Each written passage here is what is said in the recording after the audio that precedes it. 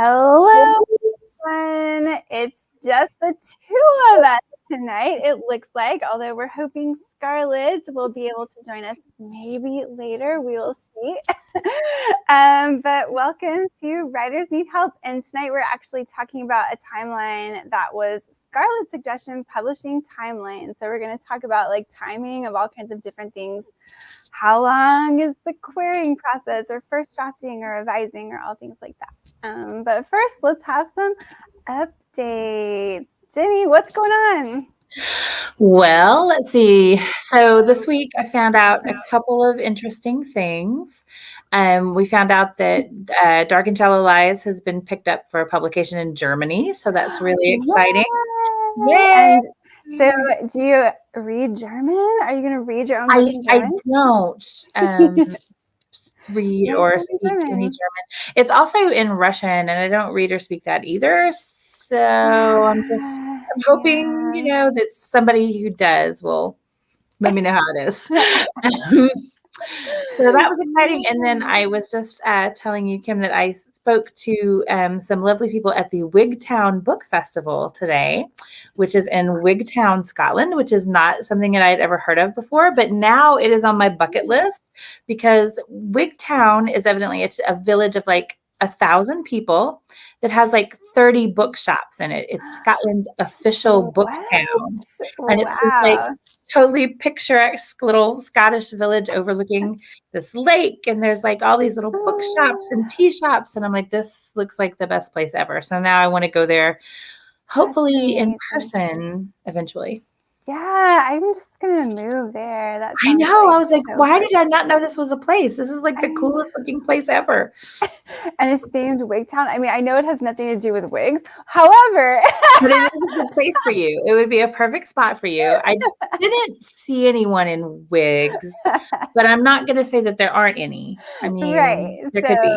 Yeah. You just never know. So that's really cool. I love it. Well, I spent this weekend doing a lot of editorial work, so that was fun, reading a lot of manuscripts, and then I'm back to my own stuff this week. Yay! It's actually, I've got this old like middle grade kind of out, and I'm like, we're gonna do something with this like dark fantasy, like spooky middle grade thing. Yay, that's cool. Get it out there. So yeah, so that's what I'm doing. But let's talk a little bit about timing. So you just had your first book come out, but talk to us a little about that process, though, that led to writing that first book. Like, first of all, was it your first book? And what was No, it was not. It was actually the third book that I finished. And the first two, I had gotten a lot of really positive feedback on from like editors and critique people and agents at conferences. I just got lots of full requests and people were really interested in them, but it never quite got where it needed to be. So it was the third one. I guess they say the third time is the charm, right? So it was the third one that worked out.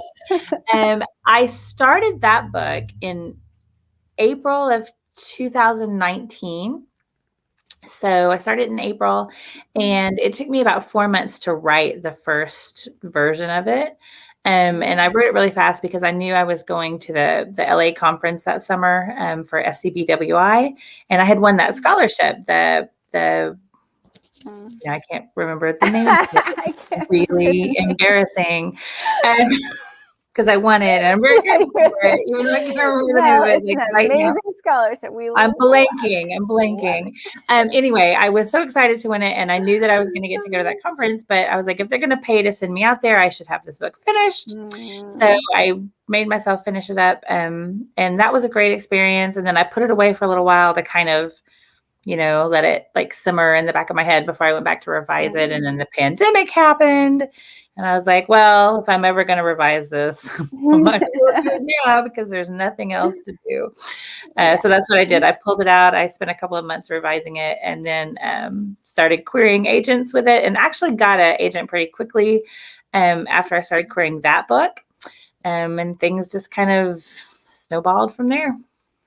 Yeah, it's interesting how the timeline of the first one can be so sort of, you can just drag it out because you have all the time in the world because it hasn't sold yet or anything. Yeah. And then that is different when you have the next one. I have recently discovered that. So yeah, that is true. Yeah, so things can get faster. But yeah, so if I think back, my journey, I've always been the type of person that wants to do a fast first draft. I have to get the idea out of my head. I just work fast. Like when I have the idea, it's going to come out the first draft. It doesn't mean it's going to be a good first draft, but it's going to come out.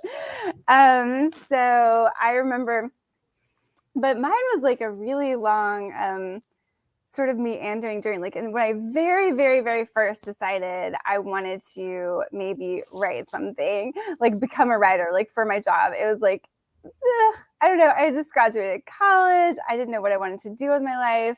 My degree was in French, but I didn't want to really do anything with that. And so I was like, what am I going to do with my life? So I took a writing class at this community college. And as part of the writing class, you wrote a novel. So I wrote a novel. It was really terrible. I remember, I mean, it wasn't even, because everything I read in college was like this French literature from African authors, all about the experience of like post-colonialism and like hybrid identity. And so I was like, let me weave that into like a children's novel or something like that makes sense. And so it just made no sense. Like it made literally no sense. And everything I liked too was like very much like surrealist or like magical realism or this sort of thing, but like really toward the surrealist side. So it was like that too. And I was like, this makes no sense. And I hadn't read books for that age group like at that time. But I remember like this was back when you still sent like paper, like manuscripts. I remember I sent it to like one publisher, I think, or something, and of course it was like rejected. And I was like, and that was it with that. And years passed and I was just writing like really dark and creepy like adult short stories for like literary journals, and I would just periodically send them out and they'd be like, this is too like twisted, what is this? No. And I'd be like, okay.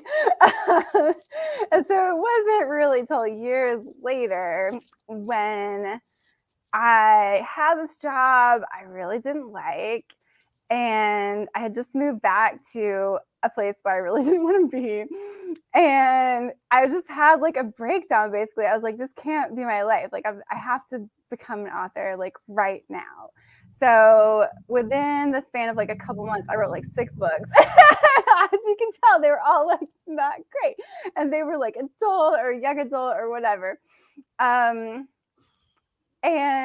meanwhile, I had been working as a librarian for teens mostly, but like for teens and children. And so I had become well-read in like the areas of young adult and middle grade.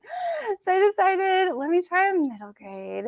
And that one was my first like novel that I finished. And I was like, this isn't just a manuscript. Like this is actually a good book. I could actually do something with this. And it was called Quimby. And it was about these little gentlemen, I may have mentioned, like little gentlemen that burrow inside children's chest cavities and like live there and control their minds.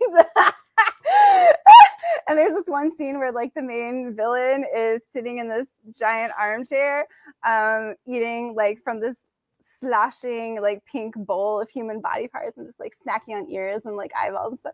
So it's really good. And the point is, that was the first time I was like, I'm gonna query this. So I had never queried anything. I knew I was never gonna do anything with the others because they were just me learning how to write. Like it took me a lot to just figure out how narrative structure even works. So then I submitted those to like maybe 5 agents or something. And the agent that I really like, one of my top agents, asked for, the full, and then got back and was like, I love this. Like, it's a little like, could you tone down the creepiness? Or do you have something else? And like, thankfully, I had sent it to her and like she got back to me with this in like maybe a month or something. And like in the meantime, I had written another book called Skeleton Tree, which was my first book.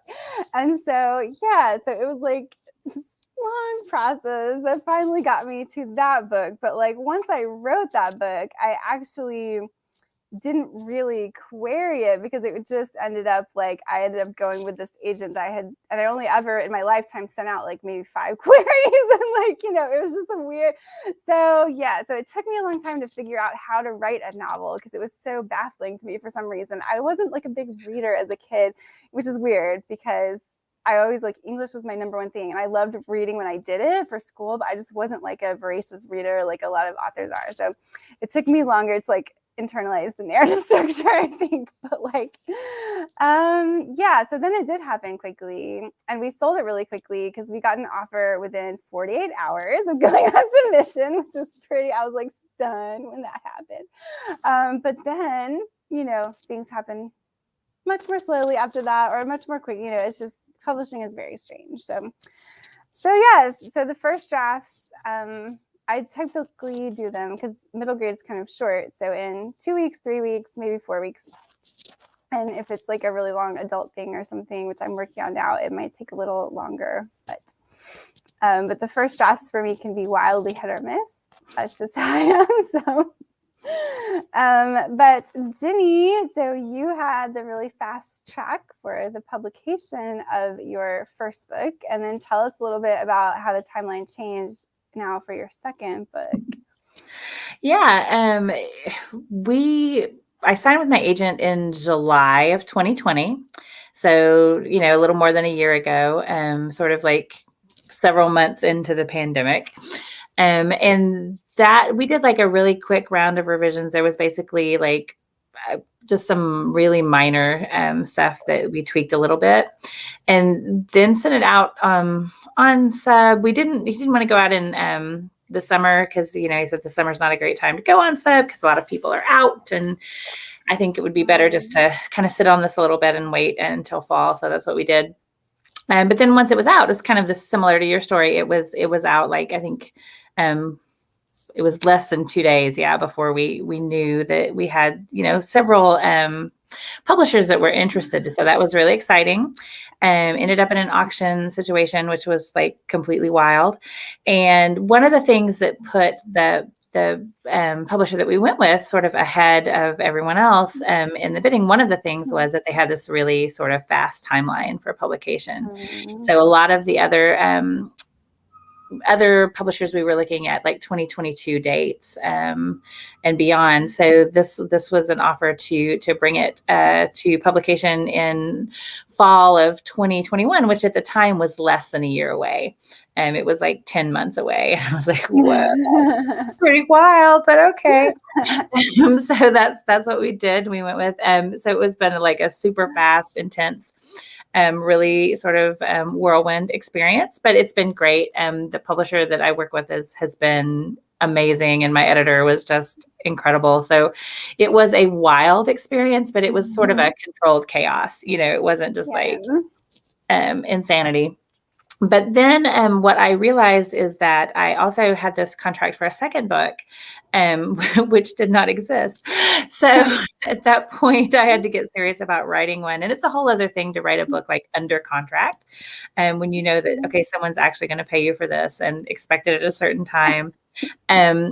And like I said, I wrote the first draft for Dark and Shallow Lies between April and August, so not a super long time in like the world of writing.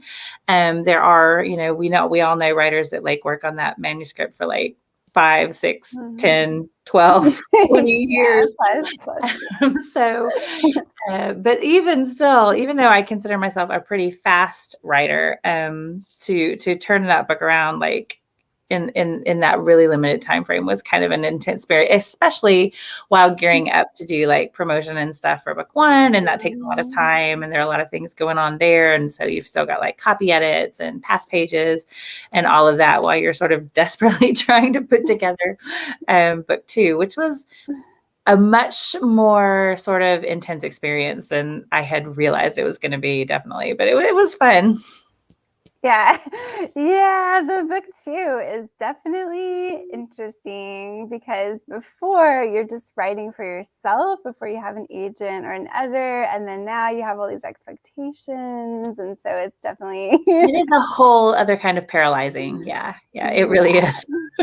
Yeah, it for sure is interesting. It's terrible. And you sit down and you're like, how did I even write that first book? I don't know. I don't, it's like, I don't remember how this works.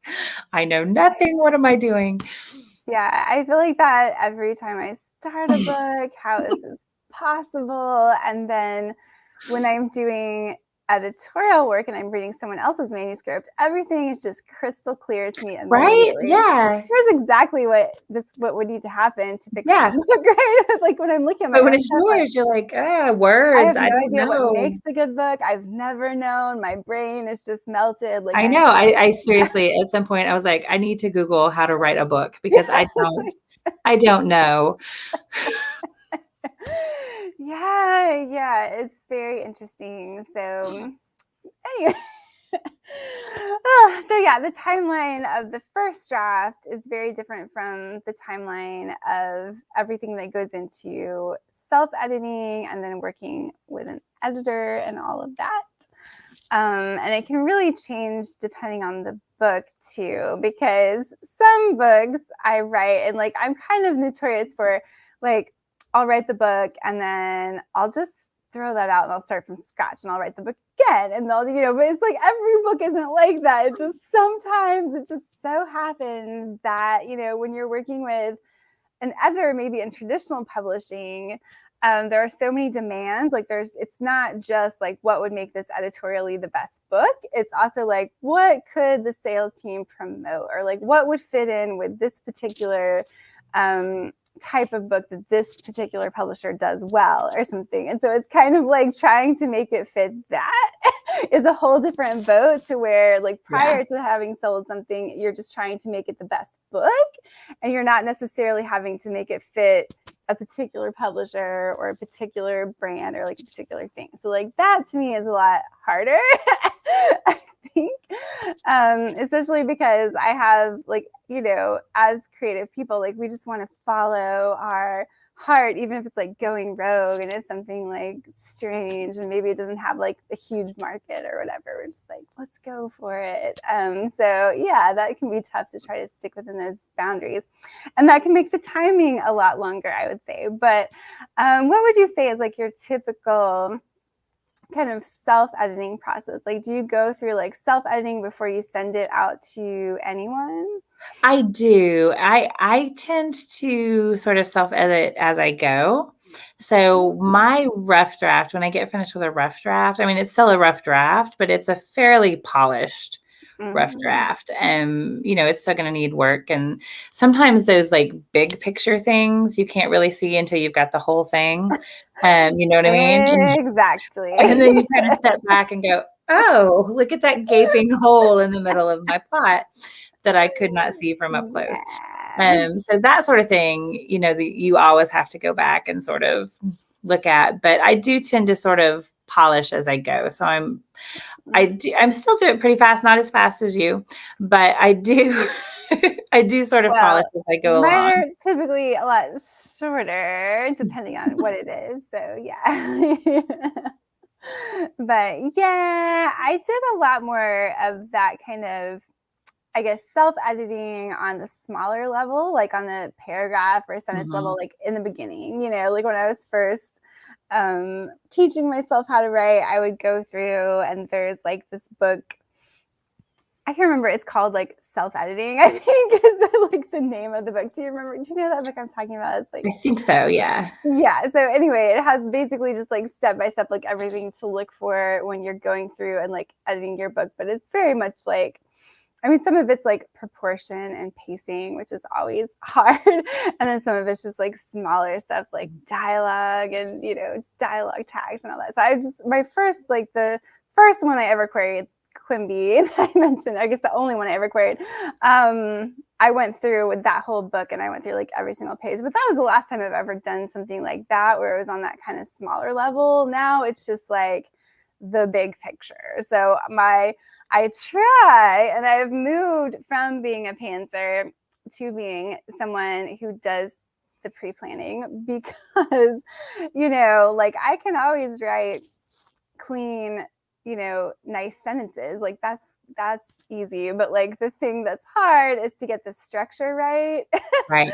the proportion and the pacing. And that's always still very hard for me. So, I mean, I try to plan that stuff out. And so in terms of like, I know everybody has a different timeline for their like pre-planning, pre-writing stuff. And I wish Alicia was here because I know she does a lot of pre-writing. So that would, if she was here, yeah, she could tell us about that. But I don't spend a lot of time on the pre-writing. But what I do definitely is I use the 7-point plot structure or 7-point story structure because it's so simple and it's just like 7 key beats. And it's essentially what we know like as 3-act structure or whatever, but it's just like a different kind of version of that that's kind of even more simplified to me. So I will make sure to lay out like my action story and my emotional story using that 7-point plot structure just to make sure, okay, like, does this story actually hit these key beats? Like, is the main character, because I typically have like one main character, like, is the main character going to like progress emotionally, like change by the end of the story? Like, are they going to do it incrementally and is it going to feel satisfying? Okay. And then, so at the very least, I've done that. And then my new thing is that after I do that, I also do a full like chapter outline before I start. But I just like every chapter is one paragraph and I'm not describing like every single thing or every single scene, but I will just do like I'm following what I've done in the 7-point, and then I'm just like fleshing it out to be like, okay, like here are the transitions, like here's how it's going to move like from each of these beats basically, because I just want to make sure again that like pacing and proportion are going to work when I actually write it, to try to save myself some time. So this is what I've learned. It does not always work. You would think that's like a fail, like that's that you can't go wrong now because you've laid it all out. And what I found is that actually you can still go wrong because you can still write it. And then you look at it and you realize, okay, but like this character still isn't like as deeply connected to this action. So like there's still, I don't know, it's like it still doesn't work. I laid it all out and it's still, so you can still miss stuff, but at least it's like following a recipe. Like you can do it all right, and there's something still that goes wrong somewhere, and you're like, how did that happen? I swear I followed the recipe. Oh yeah, it can happen. It can still go wrong, but I mean, it's much less likely that you're going to spend this whole time writing something that has just been like one huge tangent that was never going to work. And yeah, the words are beautiful, but like structurally it's not going to work. So what's the point? Like that's what I fall into all the time. Like, so that's kind of, but I like time wise, I will typically only spend like 1 or 2 days on that process, like honestly, because it doesn't really take me that long to like, maybe 3 days if it's like a long thing. But I do like to dive in, and I'm not like a researcher. Like I don't write things. I specifically don't write things that require research because I don't want to. I just want to make stuff up. So like, I mean, if it's required, I will do it. But I don't think I could ever do historical because like taking that deep dive would just be too much for me. But let's see. We did have a comment. So you're both notoriously fast writers. I can write a fast draft quickly, but it's usually a mess, even when I start with an outline. Yeah. So, I mean, I think that's kind of my thing. And that is what I've learned really about myself, because like the first book I sold, Skeleton Tree, I wrote the first draft in 2 weeks. Like I remember very specifically, like I got every day before work, I was sitting in my dog's dog bed and I was typing and it was done. And that's how I got my agent, but it required massive revisions. Like I essentially had to add the entire action story. Like it had like the emotional arc. I always have the emotional arc. And then I had to layer in this whole story and ended up growing by like double even after I sold it, it grew massively. Road. Oh my gosh, is that too much writing? I think all the words are gone. Yeah, it grew massively even after I sold it. But yeah, so for me at the time, it was like just a necessity because I have this tendency as a person to get like I'll get super into something really fast and I'm 100% into that thing, but then I burn out on it really quickly. And the same goes for writing. And so I have to get it out of my head as fast as possible or I will never finish that thing. And I know this about myself. So this is why I write really fast. But in terms of making sure it's not like, this is what I've been working on for the past couple of years, is trying to be more consistent and not being so hit and miss, because like I wrote, this one, I pantsed it. I didn't outline it. I just did it and it worked out great. But like, guess what? Like the next one I did that way, did not, it was terrible, And so it's just like, we have this idea that like after you sell something, everything you write is going to magically be amazing. And that's actually not true if you don't have like a good process in place. And if you're kind of like me, you're just like, let's just like pants in, like have no plan. And like, yeah, like sometimes you're going to sell that book and like at auction, it's going to be amazing. And then sometimes it's going to be absolutely terrible and not even work as a novel, if you do it if you rely on that kind of thing. So yeah, so that's why it is kind of hard to go wrong if you start with something like 7-point plot structure, or if you start with one of these things where you make sure that at the very least, all the story beats are there. That doesn't mean it's going to sell because you don't know what the market wants and you can never really know. But like at least you can determine if it's going to have all of the story elements that are necessary to like a satisfying story. At the very least, you can determine that. But yeah, Jenny, what would you say, like people that want to be faster writers, but make sure it's like good, like Yeah. My thing is that I don't have the commitment to stick with the same. I could not write the same story for 3 or 4 years. By the time I have spent a couple of months with it, I am done with those people. They bore me now, and I don't want to hear from them anymore. Ever again. Yeah. So like I know people that have been working on the same manuscript for like literally years and years and years. And I'm like, I could not do that because I would not care anymore. Like by the time I got to the end, I would just be like, well, they're all going to die because they're all dead now. I want them out of my life. So like for me, yeah, I know kind of like what you said, I know that I have to get it done before I get sick to death of it. I'm not going to want to keep it for years and years. And for me, the way that it works is if I can get into it enough that it's sort of coming to me sort of quickly, when you get in sort of that state where you're like, okay, it's sort of flowing. And if I can stay there long enough, I can get a lot of work done. Like I can work, all day and really get a lot done, but it's hard for me to get in and out of it.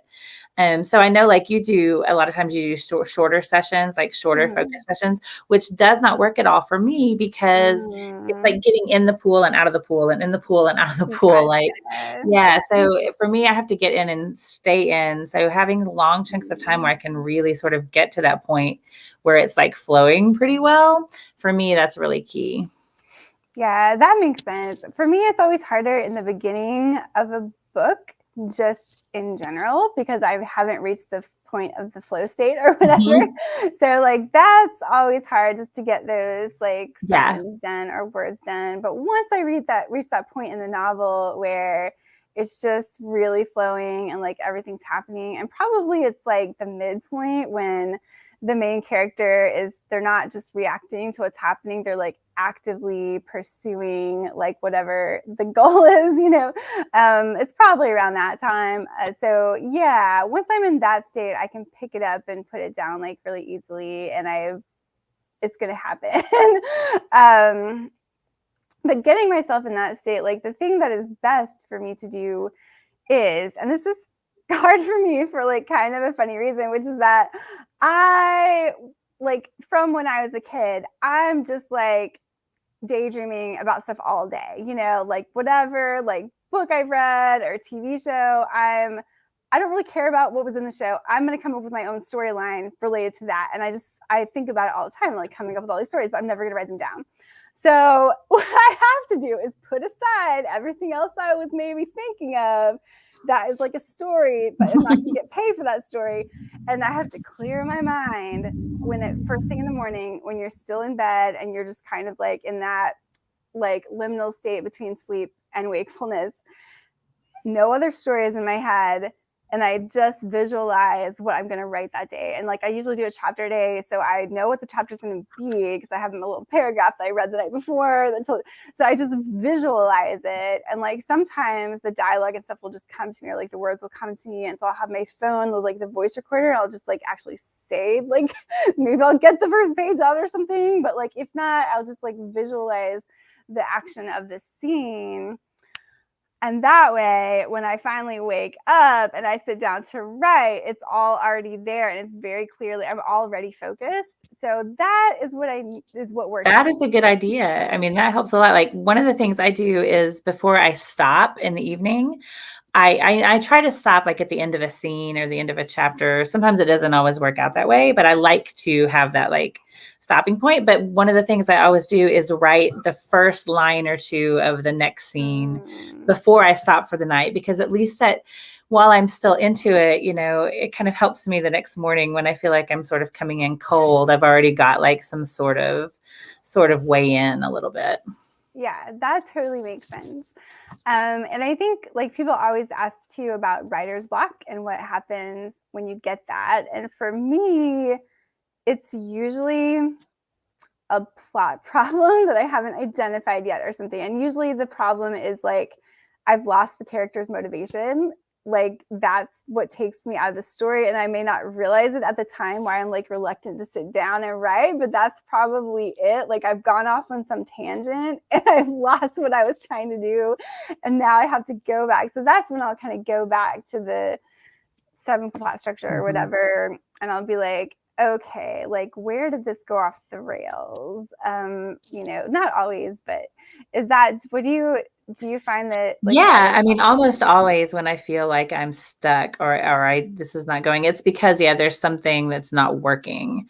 And it's never like I don't know, I don't have any ideas or I don't know what's going to happen. It's more that something hasn't connected right, and it doesn't feel right.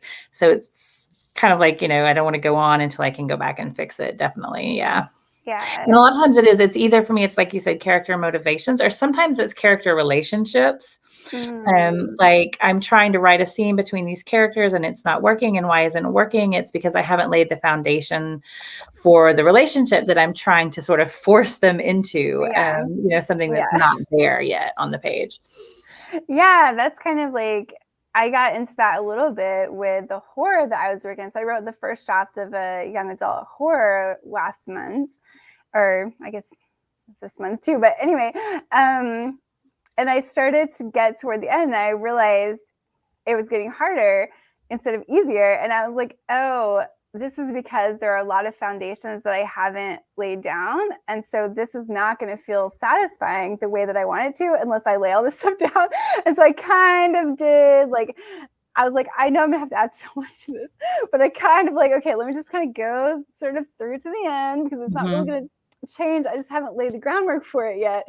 And then I went back and I was like looking at everything I'm going to add. I'm like, I'm going to have to add like 15 chapters. It sounds ridiculous, but I mean, essentially, like there's this character, like it's about the relationship between these two characters, but like in the original version, the kind of like antagonist character is lurking in the background, but like doesn't really pop up until about halfway through. And I just realized like this isn't gonna work because like there's not gonna be enough time for you to see like this relationship simmer before it all falls apart. If that happened, like this character has to come in from the very beginning, and how am I gonna do that? So yeah, it's stuff like that. Like it made sense. I did everything. I did all my pre-planning stuff and it all made logical sense in my head. But then when I wrote it down, I was like, this makes logical sense, but that's only because I know the backstory, but I haven't included the backstory in the book. And so therefore it's not going to feel like it makes sense. Yeah. A lot of times, when I get stuck, I realize it's because I've been trying to like get away with something. Yes. Like I know this doesn't work, Yes. but I'm just going to go on. I'm Yes. going to pretend that eventually it will work Mhm. until I'm forced to admit that it doesn't. So it's usually Yeah. something that I've been aware is a problem, but I've been hoping maybe nobody will notice that this is not Okay. working.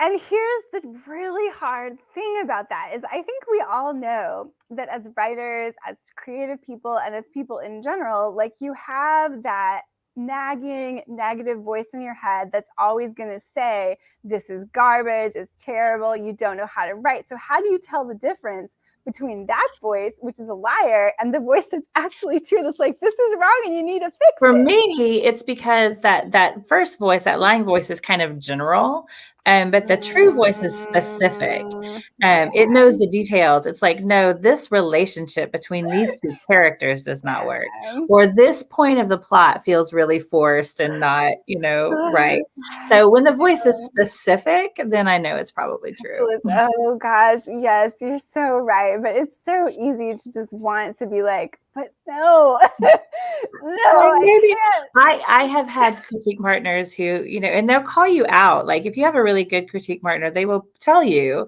this scene is a problem. And you're like, okay, I knew it was a problem, but I was really hoping nobody would And it notice it was a problem. wasn't. I They know. always do. Yeah. Oh yeah, they always do. It's rough. And that doesn't really change, I don't think, like as you go along in your career. Like I think that's still there. It's still hard to tell. It's always hard to judge your own work, and it's always hard to tell, where the self-doubt is coming from or whatever, I think. But okay, so let's see other timeline stuff. We talked about self-editing, querying, being on submission, first drafting.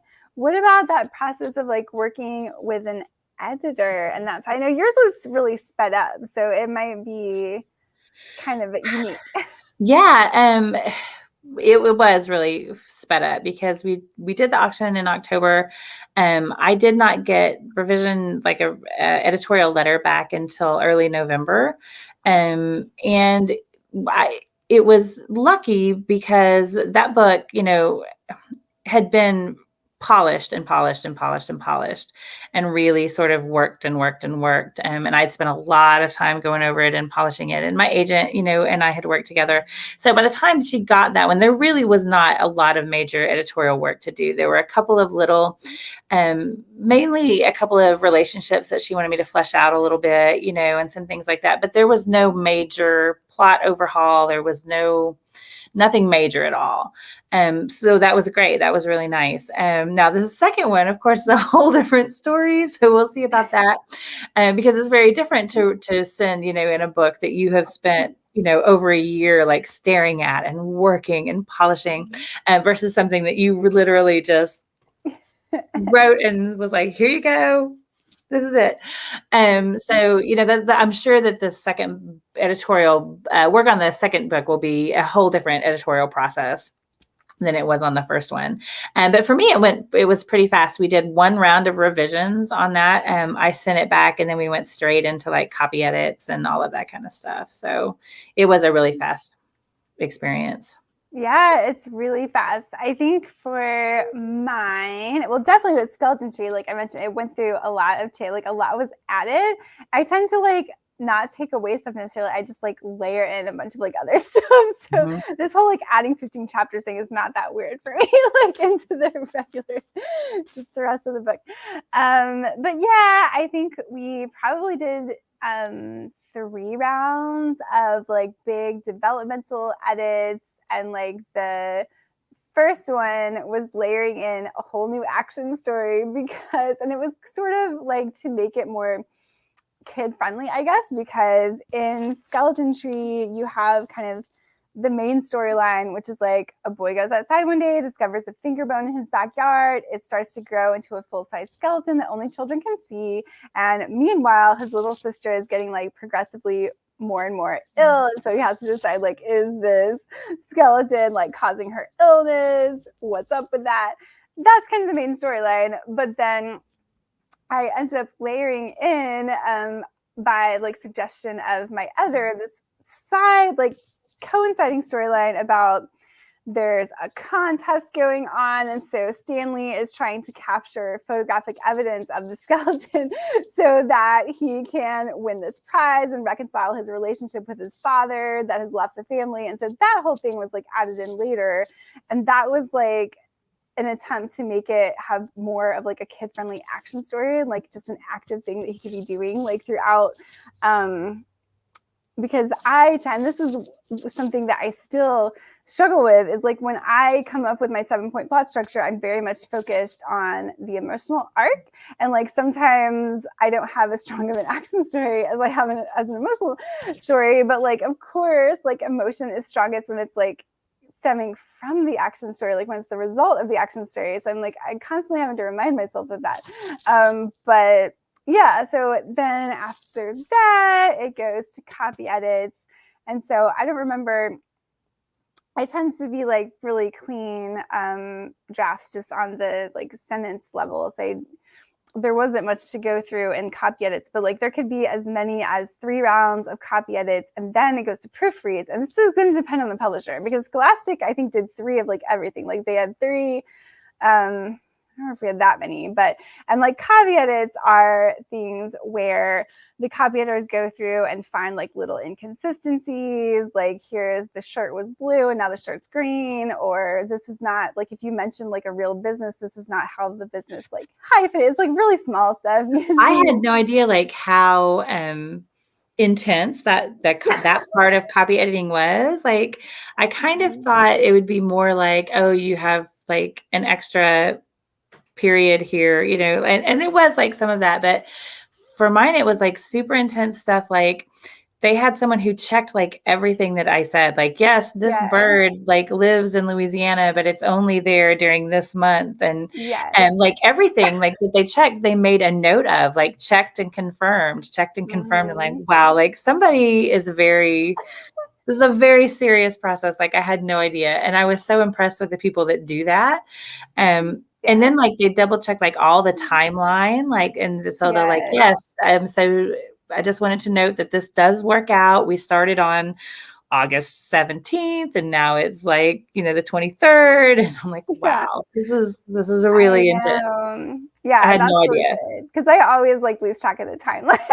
No, like, timeline is so hard. Like I have so many timeline post-it notes. Yeah, it's like very mathy. Yeah.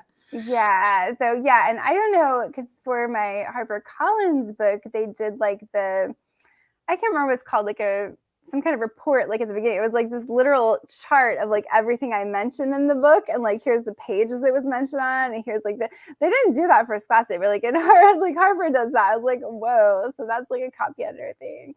Yeah, and then and with Scholastic, it then went to proofread, which is just like you said, it's like the minute like commas or like whatever stuff. So yeah, it's pretty intense. But then the funny thing, like I thought, because Scholastic does so many rounds of everything, I thought like and they do those like before it goes to the advanced reader copy, which is like the unfinished version. And so I think with Scholastic, it went to the advanced reader copy after we had done like 1 or 2 proofreads. So it was done basically. Harper, we did like 1 copy edit, and they're like, well, the arc's out. I'm like, what? I don't think we even did a copy edit, mate. It was like, it was a really early version of that one that went out. And I was like, not expecting that. I was like, oh, wow. Okay. Yeah. You know, and here's the funny thing. Like, all of that process for mine, because there's a lot of like Louisiana history and folklore, and there's some French in the book and all of that. And we had an authenticity reader from Louisiana, who's Cajun and Creole, who read it like for all of that stuff, and I was really happy because he didn't find much that wasn't. So I had done a lot of research, you know, on that part, and felt pretty comfortable going in. But it's always sort of nerve-wracking too, to know that somebody's going to like read it and double check everything. So by the time we got to copy edits, I was just really relieved to like be through that process and to know that most of it had been right, and there had been 1 or 2 little tiny things.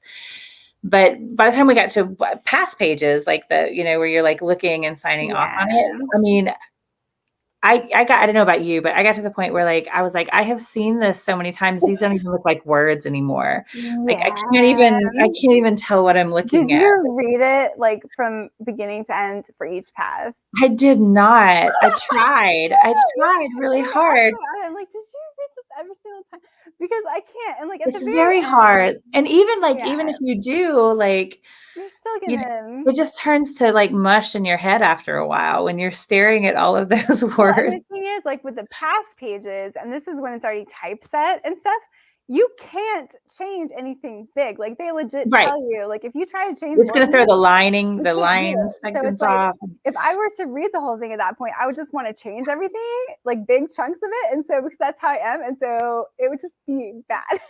And that is why I will probably, I mean, everybody, like I have this friend who is also a writer, and her book came out on audiobook, and she was like, "Oh, I'm listening to my book." I Oh was like, "I will no, never I will listen to my book. never. Never. I will No, never listen to no, it. I will never read it, because no. as soon as I do, I will be like, Why did "Oh I my do? God, Yeah. what is that?" I will. Exactly. Once And I that, spit it yeah. off, I am done with that. Yeah. Yeah. Oh, well, I will say, like, we were talking about, like, how do you know if it's just self doubt or if it's like an actual problem? This is where this comes in for me, too, is because, and we also, I get sick of it so fast. So, how do you know if, like, this thing that you've finished, you've revised, it's done, you read it, you absolutely hate it? How do you know if it's just like you're sick of it or if it's actually terrible? Like, it's not, how do you tell the difference? I That's a good really, it's question. such a hard, and it's, and this happens with like the past pages and stuff, because I remember when I read this book, every other time I would read it, I would either love it or hate it. Like, so I'd read it once, I'd be like, this is great. The last time I read it before it went out, I was like, this is the worst thing that's ever, and then it got like 2-star reviews and it got like whatever. And I was like, okay. But like the last time I read it, I genuinely thought it was the most like boring, just like terrible thing ever. And that obviously was not true. So it was like, how can you tell the difference between genuinely feeling that this is terrible and like it actually needing more? Like, it's so hard. It is very hard. It's like, after a while, especially like if you're writing, and I know yours have some of those elements too, but like mine is a mystery, it's a thriller, right? So after I've read it 9,000 times and I really know what happens, like Yeah. then it's hard to tell, like, is this surprising? I don't even know, because I've spent so long with it. But I did not get there until that last, like the last past pages was when literally I Yeah. was just like, this is fine. Let's just publish it. Just take it. Yeah, I know. That's how I felt about everyone, like as it's gone for that final pass. I was like, okay, I hate this now, but like I'm gonna just assume that it's not terrible because it went through this whole process. I just remember like, please, like thinking, oh my God, please don't let there be a third past page, because I don't think I can look at these words ever again. Like I cannot.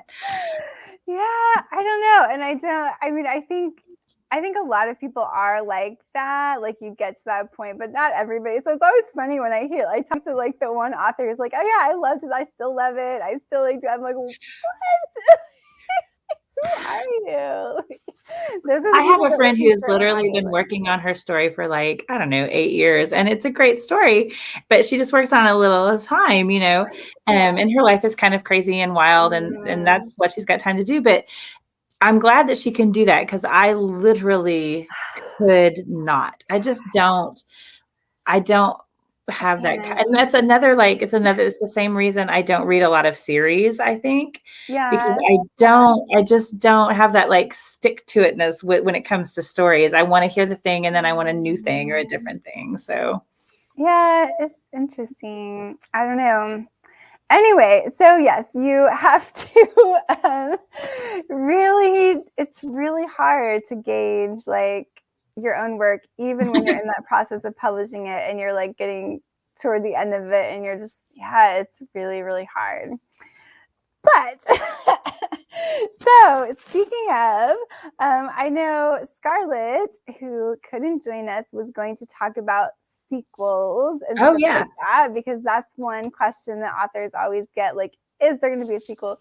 When's the sequel? I feel like there's a lot of stuff that is going on behind the scenes that like readers probably don't know. And one of those things is we don't control whether or not there's a sequel. It's just if the publisher buys the sequel.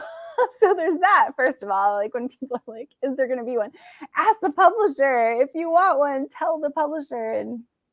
And you don't always know, like, going into it either. I know someone who wrote a book wrote a story she thought was a trilogy, and sold one and then sold the second one, but was never able to get the third one done. So sometimes you don't even know, at the beginning of setting out on the journey exactly how many there are going to be or what's going to happen.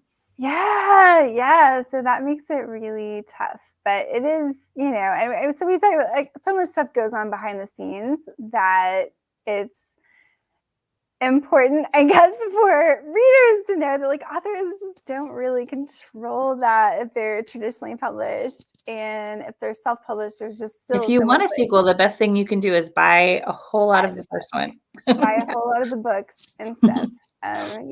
So, well, I know we are almost out of time, but if anyone else has a question about publishing timelines, get those into the chat. And one thing that people also ask, which I think this is just like, please don't ask this question, but people always ask it. They're like, so how's your book selling? Like, oh my gosh, please don't ask me that. Because first of all, the answer is probably like terribly or, or great, but like legitimately, we don't know. No, I just emailed my agent today and I was like, hey, I haven't gotten a royalty statement in over 2 years. Is that weird? Because you're supposed to get them every 6 months, but it's like COVID and like this whole thing. So yeah, I mean, like I literally don't know. The day before my debut came out, my cousin, who, knows nothing about writing, sent me a text and she said, is there a website where we can track your sales like in real time? Like she was imagining just sort of like sitting there and watching the number like tick up. And I was like, no, thank God. That would be terrible. No. First of all anyone would do is sit there and refresh it until the end of time. It would be awful. And, and now, so if you're like self-published, then you have a lot more. Yeah. You have more numbers and stuff, but like it's very different. And the only thing that you could maybe look at is BookScan. But I'll tell you about BookScan because I can see like the cumulative numbers for BookScan for my first book.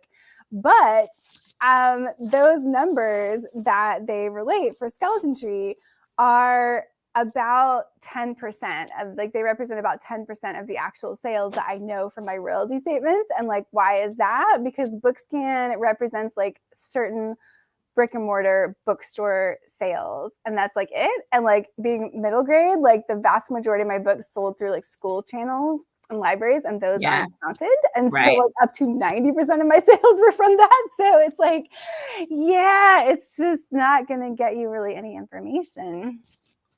But so anyway, but typically like a typical thing would be my books. I had 2 books that came out in August and September of 2020. So the first time with those, with Scholastic at least, like the typical timeline is they would wait a whole cycle. So you wouldn't get a royalty statement in that season. They would wait till like the whole next season had passed, which is 6 months. So theoretically, the earliest you could get it is like July of 2021. And I haven't seen it yet, but I mean, like, so theoretically, that would be the earliest that I would see any numbers on those books from that time period. Now some of the publishing houses now have author portals where you can go on, but I hear it's those like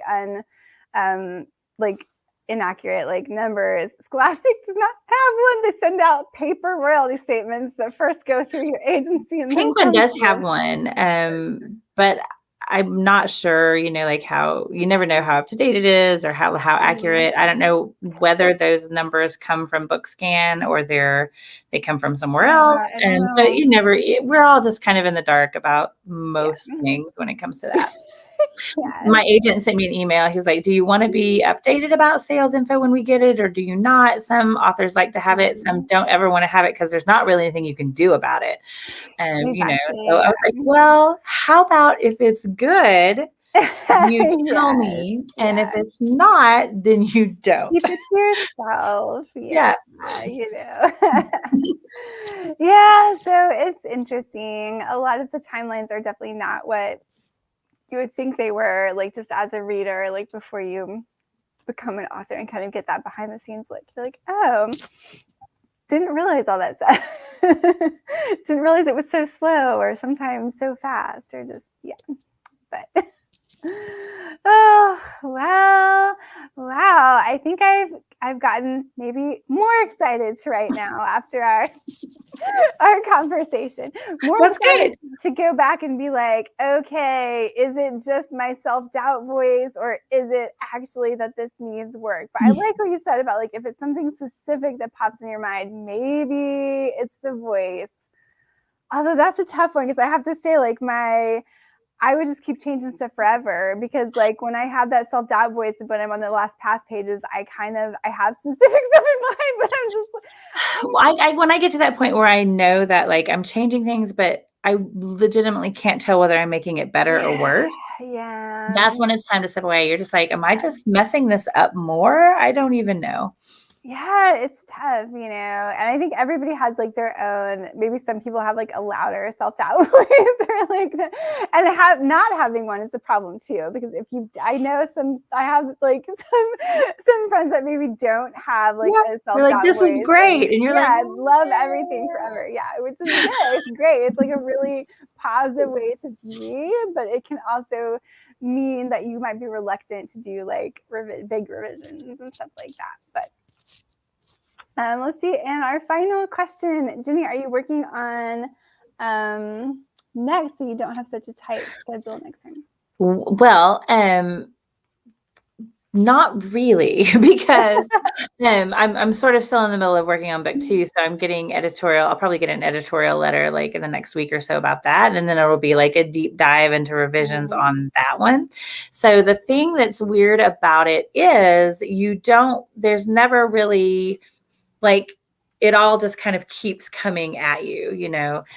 So there's never a moment you really get to step away from it. So what I'm doing right now is like trying to like come up with some ideas and some plans and some things. But as far as like really starting to write something, it's very hard to jump into writing something right now when I know that like in the next week or so, I'm going to have to totally put it aside and jump back into revisions on book 2. So, I mean, a lot of times, honestly, the way publishing works or the way, you know, your agent and your editor want it to work if things are going well is if you're on that like book a year expectation, that book a year kind of cycle, like there is no time when it's not a tight schedule. You know, that's just kind of the way the cycle keeps working. Yeah, I mean, I think it's definitely the way you hope it keeps working, and it Right. doesn't always. Right. Yeah.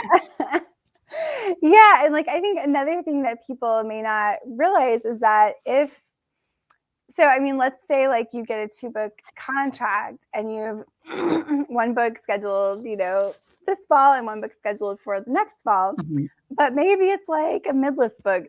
They don't know how it's going to do. Well, guess what? And this is like you're at the beginning of that and you want to sell them a new book right now. Well, the hard truth is that they're probably not going to make you an offer on a new book until they get sales numbers in for the second book, which means you're going to be put behind. You're going to have a gap of like 2 years maybe in between those releases. So like if it's not something that they're like absolutely sure is going to be like a big moneymaker, they're going to make you wait for it, and they're not going to make that offer like in the time that you want to. Right. So you have to start to get smart about like how can you maybe open a different publishing track or write something different or do things like that. Yeah. Yeah. So it's and that's kind of the way everything is in publishing. It's either really, really tight or it's like, I have are dying for time, right? Yeah, exactly. It is. It There's really no is in like that. between. No. So yeah, so it's interesting. And like when you're in that spot where you have an established relationship with a publisher and you're not going to be writing the full next manuscript when it comes time to try to sell it. You're going to be writing a proposal, which is probably the first couple chapters. And and that's something that my agent and I just talked about last week was starting to put together, a proposal for what is next. And it's really hard to kind of stop and wrap your head around that when you're still very much like in the middle of trying to figure out what book 2 is supposed to be, because you know that it's going to need a lot of revision, and you know that that's going to be where your energy is. It's all very sort of, you never are just working on one thing, it feels like. Yeah, and it can become hard to know where to put your focus, because especially if you're not as in demand and you want to put your focus on the thing that's going to have potentially the best payoff. Well, it's like, do you do this or do you do that? And like, and so you finish a proposal and you send that to the editor, but you might not hear back on that for a couple months or something. And so then, so maybe you want to try a full manuscript and you're going to go out and submission to multiple like publishers then. Okay, well, that could take forever. It's just, it's all. Publishing is a really, really slow business until it's a really, really fast business is the thing. Like, exactly. Yeah. And there are many different experiences. So you really don't know like what is going to happen, and it can change. Like your situation can change throughout your career too. So it's very interesting, but you do have to, like, if you can figure out how to like consistently write good stuff fast, that's the ideal. And it's hard because like if you go out and get a job as like a real estate agent or a nurse or anything else, like you have that job. That's your job. Like unless you really like screw it up, that's your job. You have that job. But this is one of those jobs where you have to like try to get it again every time. And that's like a little daunting. Yeah.